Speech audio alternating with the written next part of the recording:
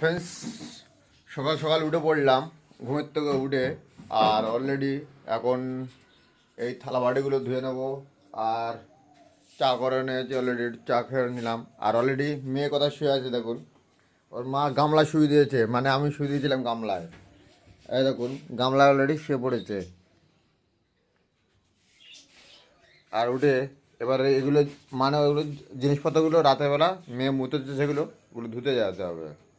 ওই জন্য তারকে বলি গামলা শুয়ে থাকে এখন। আর ওর মা অলরেডি ঘর ঝাড়াচ্ছে, এখানে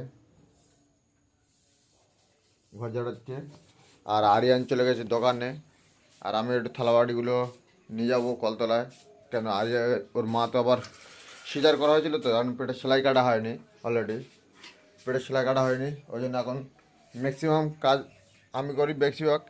আর কম ভাগটা রশিদা করে নেয় অলরেডি।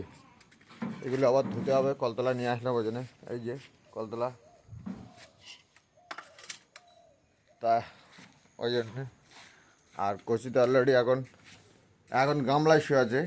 গামলাটা দেখেন, এই দেখো, এই দেখো।